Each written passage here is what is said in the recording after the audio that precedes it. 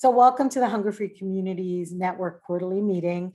And I want to start by just thanking all of you who are joining us today. Really appreciate your participation in these quarterly webinars. We will, of course, as usual, share out all of the materials as well as archive this on our Hunger Free Communities page at the Alliance to End Hunger website.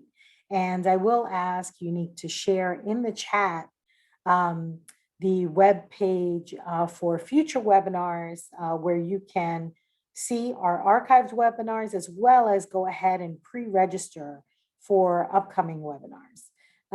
So look for that in the chat. I'm Minerva Delgado with the Alliance to End Hunger, and our first guest speaker is going to focus on food insecurity and mental health. And we're really excited to have him with us. Michael Burke is a public health thinker, food insecurity fighter, social science research analyst at the United States Department of Agriculture in the Food and Nutrition Service Department. And we're really thrilled to hear from him. And so what I will do is stop sharing my screen so that Michael can share his screen. And after he talks to us about mental health and food insecurity, we're then going to open it up for discussion and questions. So Michael, I will stop my share and turn it over to you. All right, thank you. Okay. Is that working? I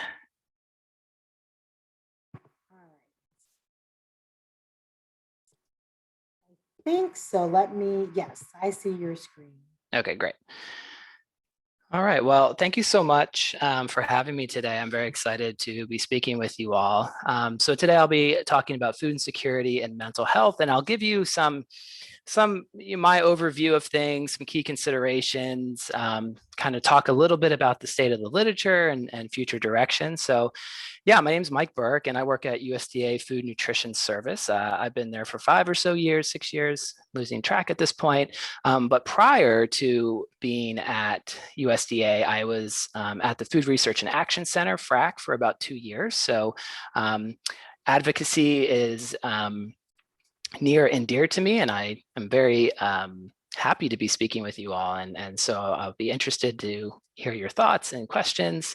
And I should say before I get started, a little disclaimer: the findings, discussions, and conclusions in this presentation are mine, and they should not be construed to represent any USDA office or US government determination or policy. Really just telling you about how I view these issues. All right.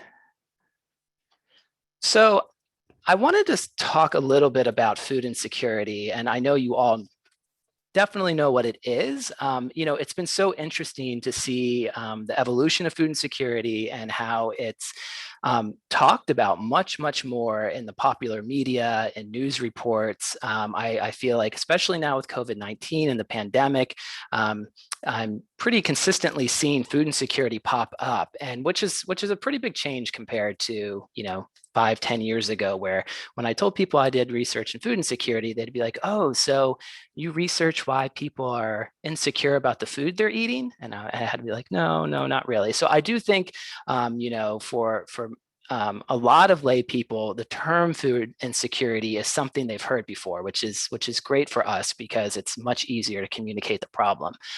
And so since today I'll be talking about food insecurity and mental health, I wanted to just give you my kind of working definition. And this is what I usually tell people. I say, well, food insecurity is disruptions in the quality and quantity of the household food supply due to a lack of financial or other resources. And it's really describing people who are having a hard time getting enough food for themselves and their family. And I feel like this resonates with people. They usually understand when I'm talking about, sometimes you'll get, well, how is it different than hunger? And I say, well, food insecurity could lead to hunger, but not all food insecure people are necessarily hungry. And I think people are are getting that now, at least in some of the conversations that I've had with folks. And for today's talk, I actually wanted to focus in on a few of the items in the household food security module, the scale we use to actually measure food insecurity in the US, because I think it's really, really important to how we connect it to mental health and mental illness. And so when we look, at there's 18 items we use for households with kids. And, the first item is asking about whether or not a household is worried they'll have enough food and they don't have money to get more. And that first item is such a strong predictor of a lot of negative health outcomes. And that's because worry is a very powerful feeling. And if someone's already worried, that's bad news. And so, and I'm going to talk a little bit about worry and how it relates to mental health. But the other kind of meta aspect of the food insecurity scale is this idea of financial instability, that all of the questions, all of the items in the scale are rooted in people not having enough money. And so it's tapping this financial instability, this domain of financial instability or not having enough money. And we know that is directly linked to mental health outcomes. And I'm going to talk a little bit about that. And then finally, when we think about some of the other more severe questions that the items, I should say, that the scale asks, one of them is about hunger. And we know that that's a stigmatized state, right? So we know that people who are labeled as poor, I have poverty here too, living in poverty, people who are labeled as hungry, that can be stigmatizing and problematic. And we, that label is problematic. And we know that stigma is very directly related to things like depression, major depression disorder. So I just wanted to give a little overview of food insecurity and some of the items to help us think through the ways they could be connected. Now, when we're talking about mental health, we should be sure to define it and be clear on what we're talking about. So mental health actually involves effective functioning in daily activities. So these are people who are productive in work, school, or caregiving or other settings. They have healthy relationships with their family and friends and colleagues. And really importantly, they have an ability to adapt to change and handle adversity. They're able to overcome obstacles and it doesn't necessarily disrupt their productivity, their relationships, their social life. And when that starts to break down, we start to think about mental illness. And I want to say that mental health is a spectrum. Not all people who experience adversity and start having problems necessarily they don't have a diagnosable mental disorder. That refers to a very specific thing. They may feel stressed, their mental health may be diminished, but they don't necessarily have a diagnosable disorder. So mental illness is actually an umbrella term that refers collectively to all diagnosable mental disorders. And these are things that create considerable or significant changes in thinking and emotion and or behavior. And it's causing distress or problems, and it's interfering with a person's ability to effectively function in social life and work life and family life. So it's disrupting their daily routines, and that's when we start thinking about having a diagnosable mental disorder.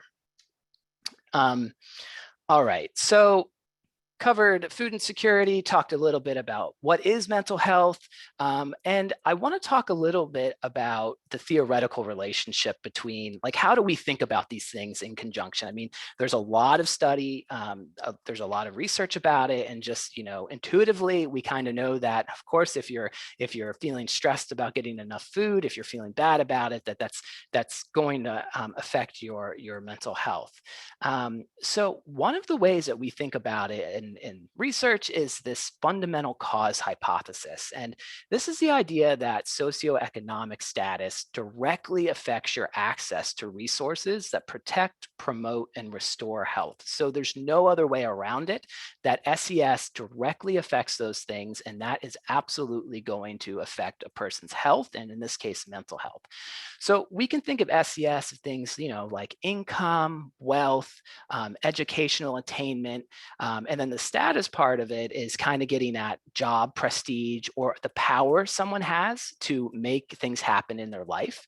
And we know that SES directly affects food insecurity. And then through food insecurity, we can see effects on mental health. So that's one way we think about it. It's just a fundamental cause. It's kind of like there's no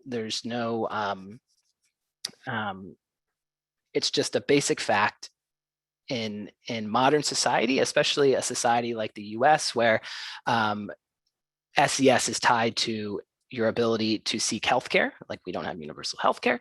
All right, so another way we think about it, and one that I'm particularly interested in, is social stigma and shame and guilt.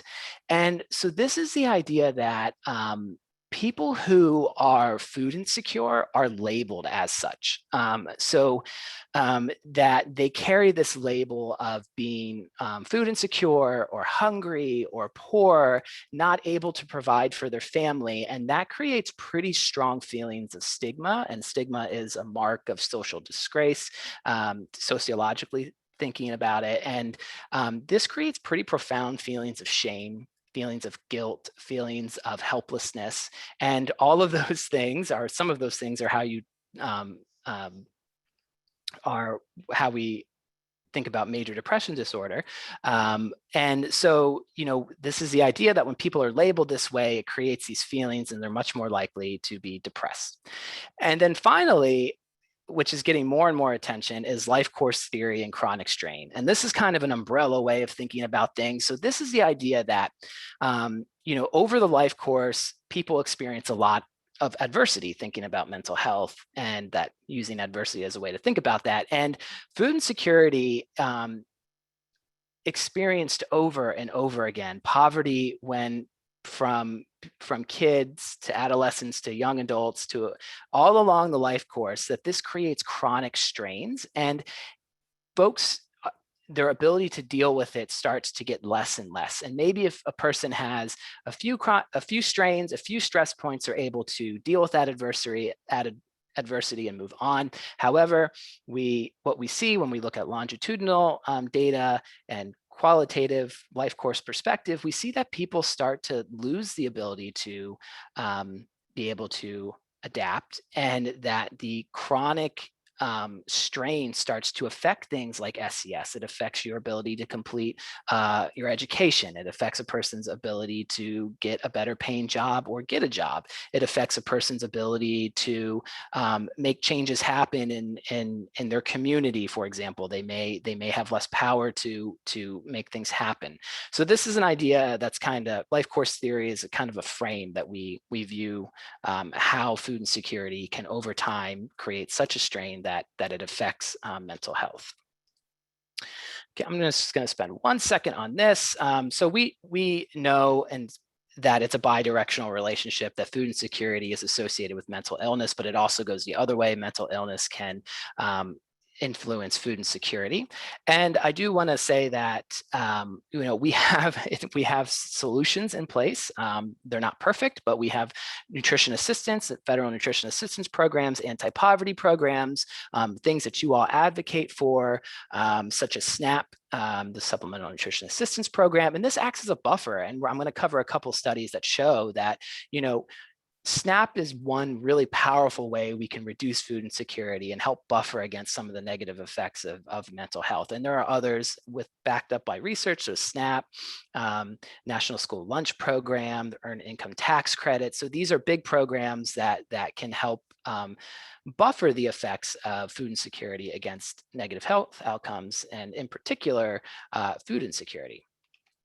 So I'm sure you have noticed that there has been a huge surge in the talk of food insecurity, but in parallel, there's been a huge surge in articles looking at food insecurity and mental health. And I think this is partly due to a lot of data sets now that researchers use have both in there. So you can pretty, it's possible to look at both food insecurity and mental health.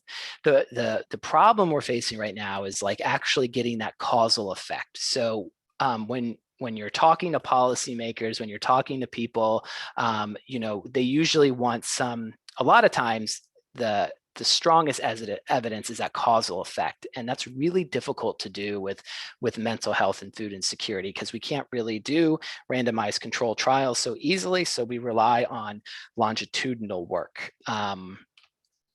And I'm just going to cover a few important studies really quickly, and then we can have couple slides finishing up and open it up for discussion. So one recent study just published was looking at among moms maternal depression, and which, they were looking at which comes first. Does food insecurity affect mental health, or is it vice versa? And not surprisingly, they found that there's a bidirectional association. This was a longitudinal data analysis. So it's really nice. They looked at when moms who were food insecure at time 1, and then how it affected mental health, and then at time 2, and then vice versa.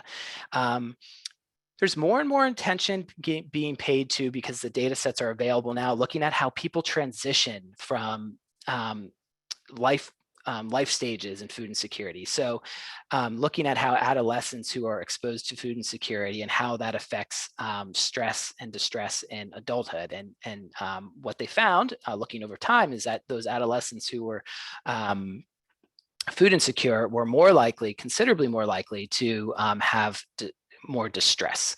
And then finally, there was a really nice study that FNS funded, and this looked at how SNAP participation affects distress. And they looked over time again, and they found that folks who were newly signed up for SNAP, they were 28% less likely to experience distress over that time period from 0 to 6 months. And so that's pretty big. I mean, if you can reduce someone's distress by 28%, I think that's a really nice big finding.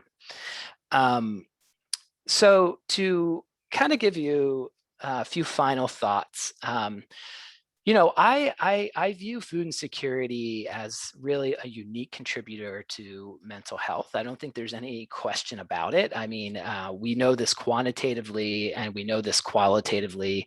When you talk to folks who are food insecure, it's something that they remember. It's something that is painful. It's something that a lot of folks have to deal with on a daily, weekly, monthly basis. And it's no surprise that this is going to affect like increased risk for distress, increased risk for depression and general anxiety disorder.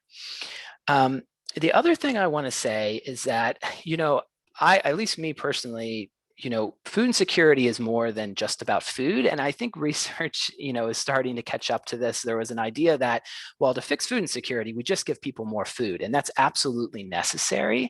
But I think what we're realizing, if you really need to change, if you really want to solve this issue of food insecurity, we need to think more broadly about structural changes, ensuring people have access to healthcare so they can get the mental health treatment that they need, making sure that people have access to good paying jobs, making sure that communities are well supported to help those in need. And that's when we'll really start solving the problem. I think some of the changes that are in the new COVID relief bill, thinking about the payments given to children with families, I'm very excited about that and what that will do for food insecurity, poverty and food insecurity. Lastly, I want to say we need more work on racial and ethnic differences. It's happening in mental health and food insecurity. I think I am seeing more work, but we know that there are large and sobering differences in food insecurity between racial and ethnic groups. And we also need to apply we need to take that knowledge and really look at racial and ethnic differences in mental health outcomes too. So I know that was pretty quick. I had a limited amount of time, but I'm happy to take any questions. Also, you should feel free to reach out to me. Here's my email. I'd be happy to chat or talk. And also, I just wanted to give the Food Nutrition Service a plug, because we have a lot of great data and research that we've been building. We have interactive websites. So take a look at that if you have some time. And so I will stop sharing my screen and hand it back over, and happy to take questions. Thank you so much, Michael. That was very informative. And as instructed in the chat, if you have any questions, please put them, you can type them in the Q&A or raise your hand and we'll unmute you, and we'll take questions or comments for Michael, but also want to hear from what, if anything, your groups are doing around mental health concerns in the spaces in which you work. It looks like Dave is requested to speak. So I'm going to go ahead, Dave Miner, and unmute you. Go ahead, Dave. Yeah, thank you. Thank you, Michael. Dave, please start by introducing yourself. Yeah, sure. I'm Dave Miner. I am part of the board of the Alliance to End Hunger and also active with Hunger Free Community Group in Indianapolis. And we've worked really hard to narrow the meal gap.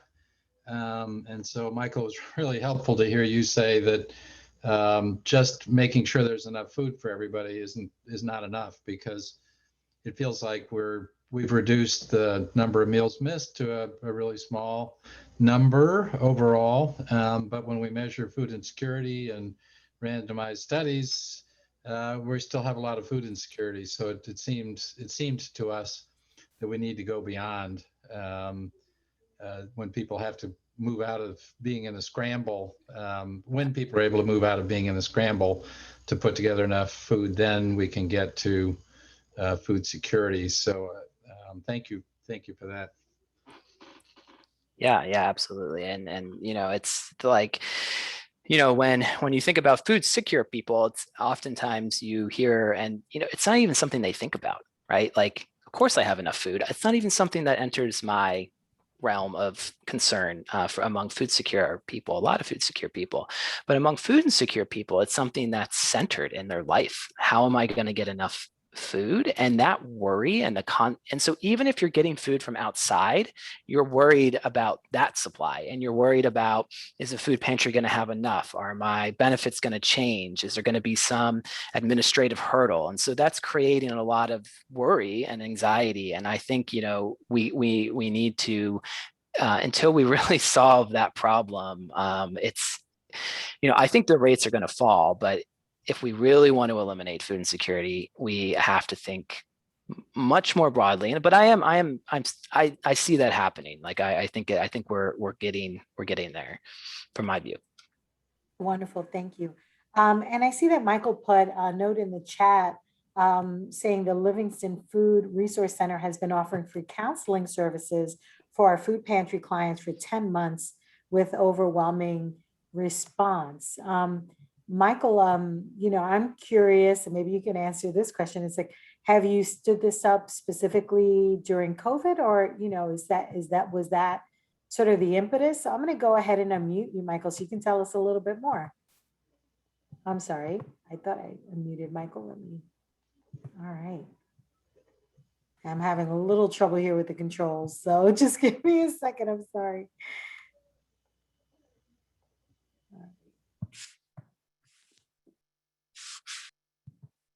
This is totally me being butterfingers with the controls, so I apologize for how long it's taking me to do this. All right, one of my challenges is that I'm trying to do everything on the small screen. All right, Michael, there you go. So Michael, you are unmuted if you care to chime in.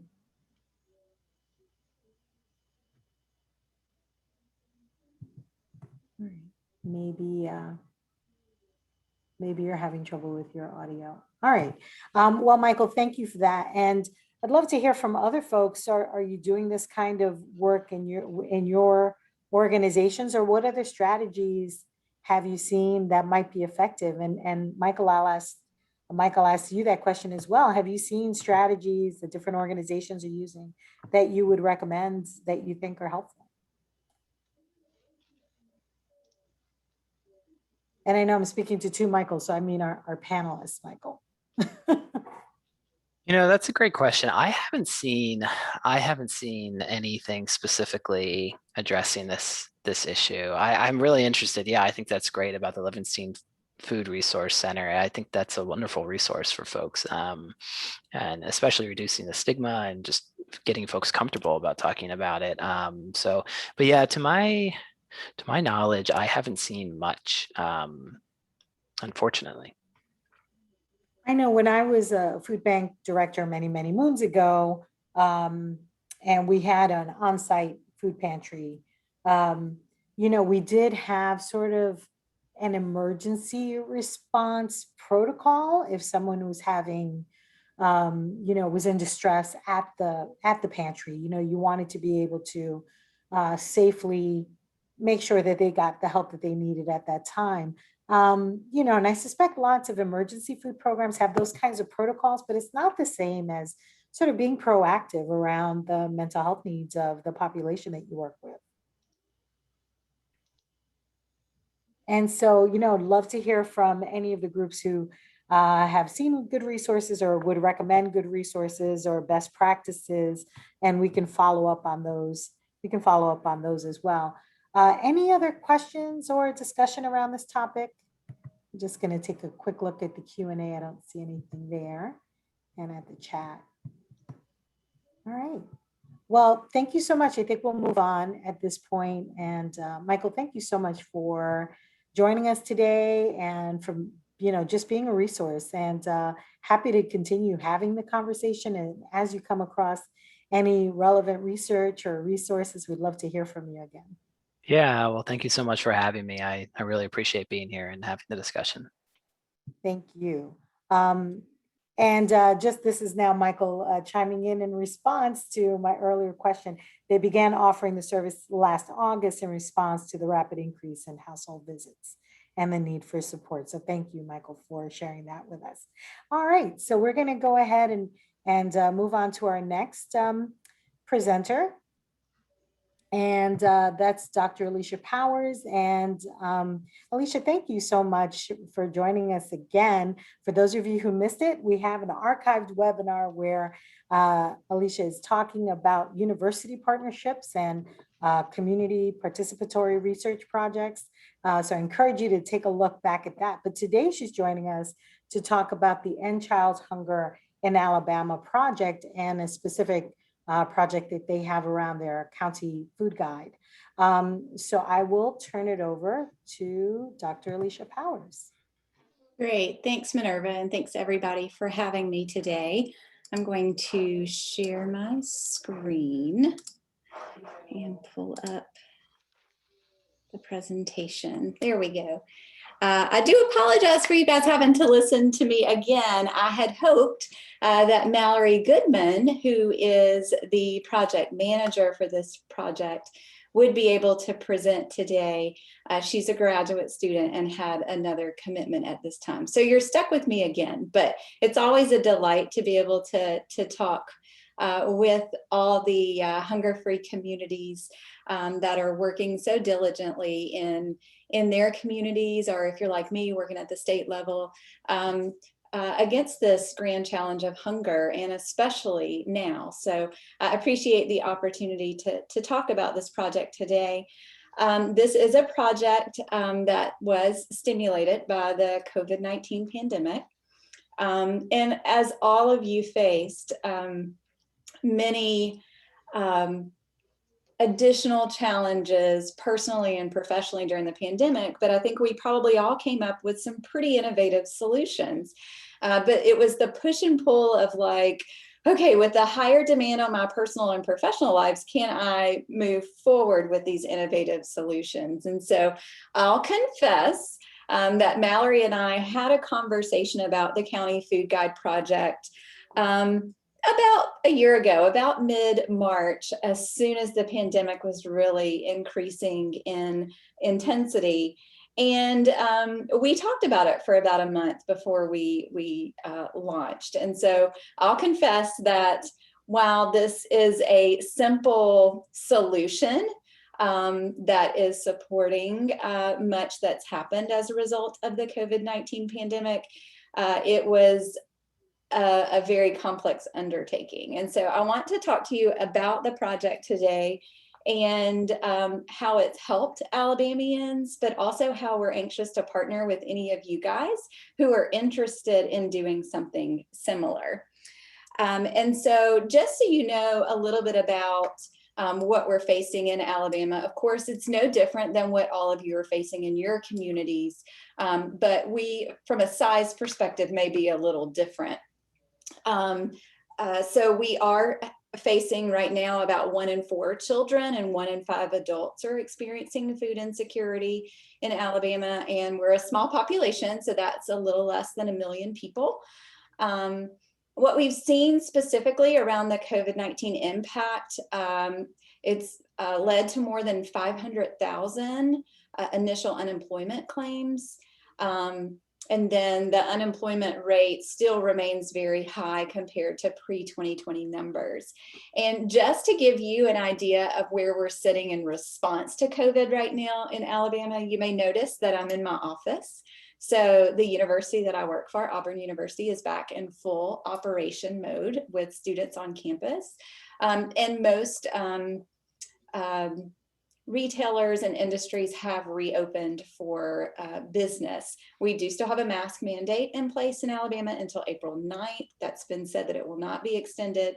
And we're starting to see some shifts in capacities for crowds. So I just want you guys to know that life in Alabama is starting to look a lot more like it did pre-2020 when you look at the activity happening around the state. But as we all know, as hunger advocates, the food insecurity and the unemployment and the various basic needs are definitely not back to those pre-2020 numbers and are somewhat back to what we were seeing in the 2007, 2008 era and even worse.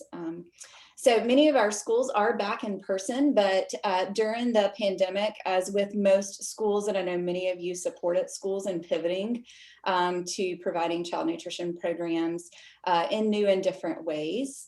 One shortcoming that we noticed, and this is where it was a simple problem, but it was a complex solution.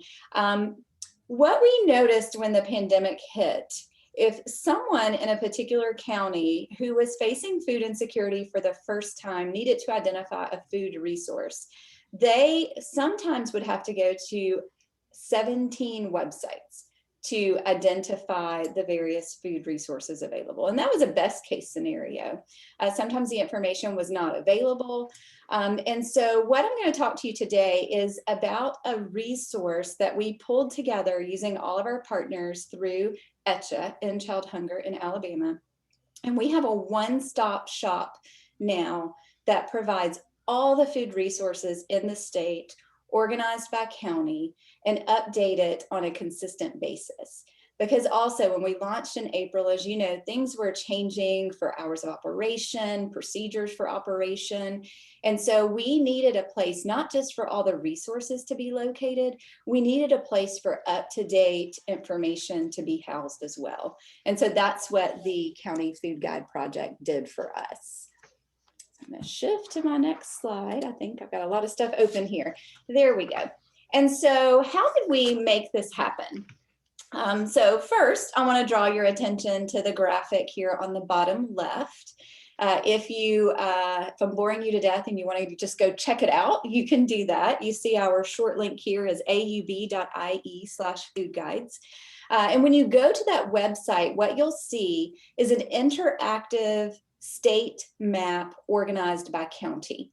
And so if you click on a county, it provides a list of resources ranging from child nutrition resources, senior nutrition resources, food pantries, soup kitchens, grocery stores, SNAP county offices, WIC county offices, and everything in between. And not only does it provide the names of those locations, it also provides the physical address, a phone number, and any specific operating procedures that might be important to know right now. And so that's the simplicity of the county food guides. The complexity is how to make it work. And so just as you know, pulling all the grocery stores in for a state was a huge undertaking, let alone trying to keep all of the information updated as the hours and operational procedures were changing. And so we worked closely with Airtable, who provided a very generous in-kind grant amounting close to $50,000 at this point because of the amount of space we're using and the length of time we've used it.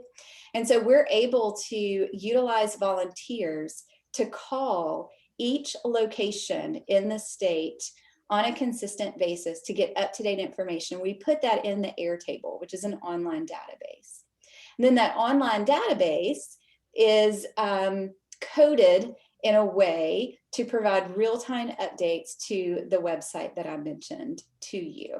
And so in order to get that coding happening, we used a lot of IT support here on campus, as well as John Chen, who is the founder of Share Mills. He helped tremendously with coding and still does. But we also partnered with the Food Policy Center at Hunter College. They have a very similar food resource guide for the boroughs in New York City. So our mantra when we work with John is, if New York City and Alabama can do it, anybody in between can do it. And then, of course, we have lots of people behind the scenes working to provide the updates. So we have more than 100 volunteers on a daily basis that are calling all of the locations, getting up-to-date information, entering it into Airtable so that it's in real time updated in the website. And so we use a tremendous amount of man and woman power to keep this up to date. We found a great partnership with our Alabama Extension here at Auburn, the Supplemental Nutrition Assistance Program Education Educators. They're housed in each county in Alabama and are serving as ambassador for many of their counties and updating their information. So it's complex in what it looks like on this page, but here is what it looks like to the viewer. So this is that interactive map. It's organized by county. Many in the state of Alabama are aware of the shape of their county because we have quite a few severe weather occurrences throughout the year. And so everyone usually knows what the shape of their county looks like. And so on the website, you click on your county and the list is populated. What's happening behind the scenes, here's a snippet of what Airtable looks like. As you can see, we've got the name of the location, I mentioned the address, and then all the information kind of goes over from there. We currently have more than 7,000 resources listed and are looking to partner with our 211 because our resource base is so much larger than the food resource base that they're currently using. And so we are looking for ways to partner throughout the state to make sure individuals are aware of this resource. A little bit of an idea of what it takes to make this happen. I do have 3 HSI staff members that work on this project, all part-time. The project manager, as I mentioned, is a graduate student. The volunteer manager is an undergraduate student working on an internship, a paid internship, I should say, working with basic needs. That's important. So she manages and provides office hours and helps to organize, train, and interview all of the volunteers. We also have a data manager who, again, is an undergraduate student doing a paid internship, who is responsible for staying in Airtable as much as possible to make sure all of the information is as up to date and as accurate when the volunteers enter their information in. We currently right now have 85 community partners. We've had more than 100 engage. And we have every county right now in the state of Alabama, there's 67 that are covered by our partners. And so those county resources are being updated on a regular basis. I mentioned the different types of resources that we have listed there. And I mentioned that we have more than 7,000 resources, and it's growing every day as we learn of new sites that want to be added. So where are we going? I mentioned the partnership with 211, which would allow for an automated call-in line so that individuals could tap on a menu item for the type of food resource and include their zip code. And they would be provided information on locations near them. That's just another example of the importance of having the coding and the IT behind the scenes happening. We also are writing a few grant proposals to start an SMS line, so an automated text. Most of you that know Alabama know we're fairly rural, and so broadband accessibility, along with food accessibility, is a challenge, are challenges. And so we think it's very important to open up some different ways to access this resource so that as many in the state of Alabama can get to it as possible.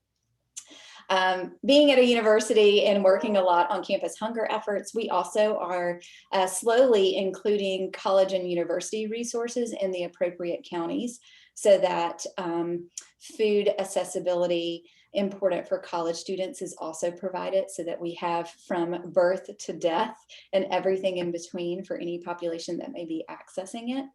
And we have had wonderful relationships with many internship programs that needed remote support during the pandemic. Lots of Masters of Social Work students who needed virtual internship opportunities have provided tremendous support to make this happen. And so that's a very brief snippet. I want it to be quick. I know there's so much more that needs to be covered during this meeting, but hopefully that's a snippet. Check out the website. If you are interested in learning more, you have the email address and our phone here.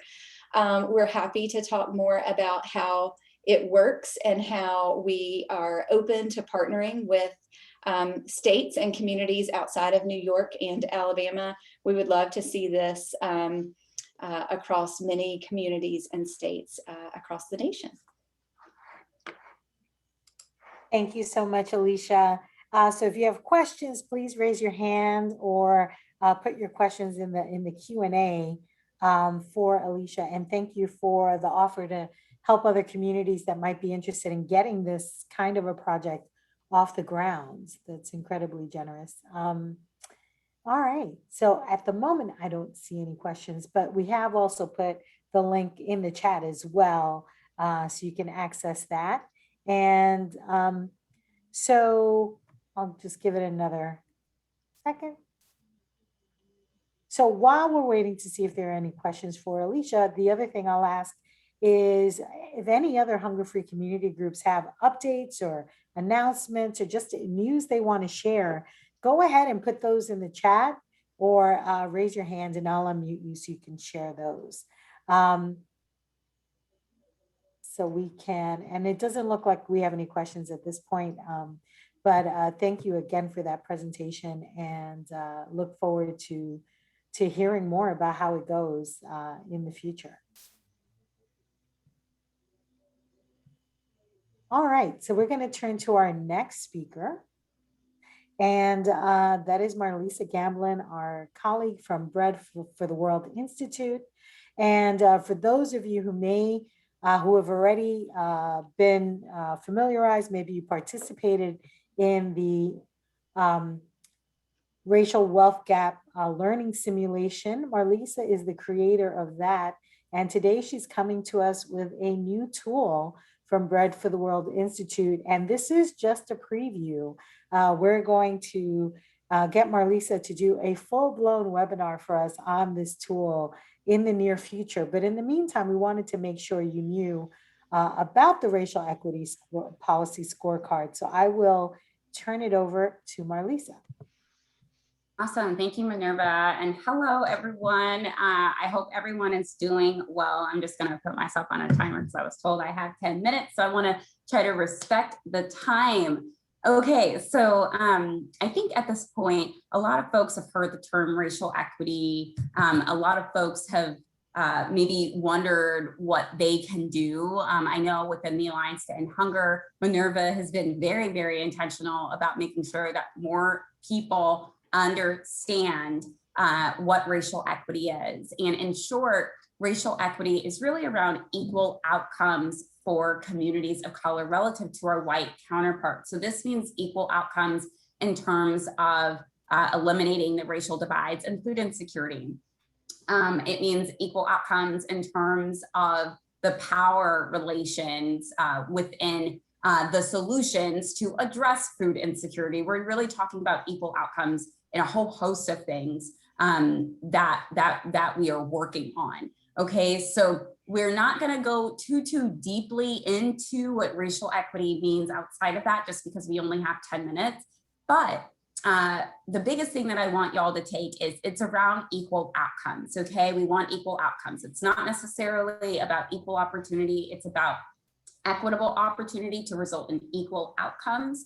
And a lot of you all might say, okay, that makes sense, right? We know that Black, Indigenous, Latino, Latina, Native Hawaiian, so on and so forth, households actually experience the highest levels of food insecurity, right? We know that. We know that with COVID that only exacerbated, but Marlisa, what do we do? What is my role in doing it? What can I do to promote racial equity? What about the policies that I support, that my organization supports? How do I ensure that they're actually promoting racial equity? And guess what? There is a solution, okay?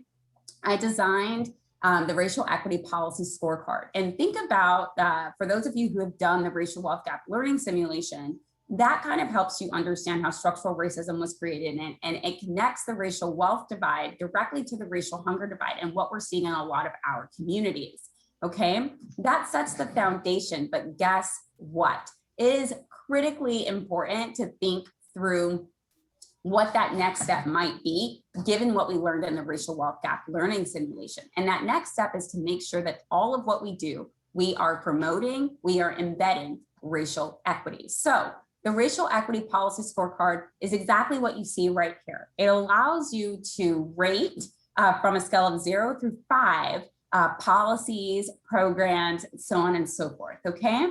0, just really quickly, is harmful policies. These are almost explicitly racist policies that actually worsen racial inequities. An example of a harmful policy that's explicitly racist might be the detention centers, right? In addition, we see that a lot of the things that we might be thinking through in terms of policies that the anti-hunger community might be supporting is 1 through 3. So it really falls between 1 and 3. Broad-based policy that appears to be race neutral, but then when you actually look under the hood, it has provisions that are negative, that are harmful, that in the implementation even actually result in widening racial inequities for communities of color. An example of this would essentially be making sure, let's say internet access, for example, okay? Internet access, there was a program that my sister actually shared with me of like, hey, Marlisa, in Nevada, there's a program for internet access for folks who are living below the federal poverty line. And I was like, okay, great, that sounds good. So then that would be at a 2, right? Where it's just broad-based based on a particular aspect. This aspect was based on class, right? If you are essentially below the federal poverty line. But then she said, unfortunately, you have to have a good credit score, and you also have to make sure that you are able to present a social security number. So that just off the bat really made it to where a lot of folks of color in particular were excluded. Why? Because of racialized housing policies, predatory lending, and all of those other things. And then also, most importantly, it excluded predominantly brown, some Black, but within the context of Nevada, predominantly brown people who were undocumented. So that actually worsened racial inequities. Again, looking under the hood to see the provisions that may actually, when you start to analyze it, actually have desperate impacts on people of color. Okay, so I'm gonna go ahead and share some of the principles that we wanna make sure that we're doing. And I shared the link of the scorecard so y'all can kind of look through it as well. Principle 1 is to really center the needs, the leadership, and the power from people, for people of color in the beginning, from the inception of the idea to the design of the policy or the program to the implementation and even the evaluation. That is so critical. When we're thinking about our understanding of expertise, who's included, who's not, are we saying that lived experience is expert? Because I would say it is, right? Lived experience of experiencing racism at the intersection of classism, right? At the intersection of sexism is lived experience that we wanna make sure that we're lifting up and that we are counting as experience as we are designing these programs and policies. The other one is to name communities of color, name us, right? We take up space. Latino communities are different than Black communities that are different than Southeast Asian Pacific Islander communities that are different than Indigenous communities, and so on and so forth, okay? And that's critically important because we all have different historical traumas, and therefore we have different needs and responses when it comes to understanding why we see certain outcomes, understanding where those divides come from, and understanding what those approaches should be. And then making sure that those approaches are proportionate to the divide that we're seeing, that they're not just kind of giving support just without any thought, but that they're actually in proportion to the divide that we're seeing, so we can close that divide. Because guess what? It goes back to the definition of racial equity. And then the last one is to make sure that we have a robust implementation and monitoring plan. Okay, that is important. It looks like I've taken up 7 minutes. So I'm gonna go ahead and give an example, okay? Many folks have heard about the stimulus checks, all right? And when we're thinking about the stimulus checks, just kind of blanketly speaking, it provided $1,200 to everyone. Or so, maybe we might say, okay, well, maybe based on all of what we learned, the stimulus checks would count as maybe a 2, right? Maybe the stimulus checks count as a 2. It's a broad-based policy. Everyone was to receive it. How many folks would agree with that? That because everyone received the stimulus checks, that maybe particularly it falls under 2. Just go ahead and put it in the chat. Just go ahead, put it in the chat if you're like, yeah, I thought it fell under 2. That actually makes a lot of sense to me. Okay, so someone says, I agree. Okay, so maybe, right, folks think that, right? But then when we start to look under the hood, we have to understand all of the different things that went under it, right? Some of the provisions, if you did not have a social security number, guess what? You were not receiving the stimulus check. And guess what? The majority, not the disproportionate amount, but the majority of people who are not recognized as US citizens because of racist policies are Black and brown people, okay? So that's a provision that actually worsened racial inequities, right? Because we know that among Black and brown communities, that meant that we received less money when we probably needed it the most due to the racial wealth divide, right? But another piece is the fact that the IRS and the implementation actually withheld a lot of the money from Black and brown fathers who are returning from jail and prison. That's also problematic, especially considering the fact that we know that among that particular population, food insecurity is 91%. It was that before the pandemic. So that's about 7 to 8 times the amount of the typical household, right? Again, worsening racial inequities, not to account for the fact that people who were banked, right, received their money earlier than people who were unbanked. And guess what? We know that as a result of a lot of things around race in this country, that people of color are more likely to be unbanked, meaning that we do not have a checking account, meaning that we had to wait to receive our money. So all of those things, that actually puts it in a 1. Again, looking under the provision, okay? And I know that I only have about a couple more minutes, so I actually want to round it out with something that we are all familiar with, which is SNAP, okay? Get your fingers ready, y'all. Go ahead, tell me in the chat, where would you rank SNAP? Folks are already familiar with it. This is a policy that provides benefits to millions of households in accordance to income threshold. If you are below the federal poverty line, you receive support, okay?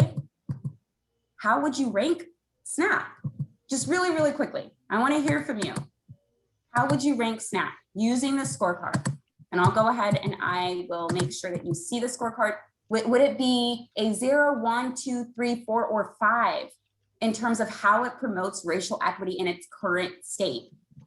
How is it? I want to hear from you. I'm not seeing anyone. Are y'all shy?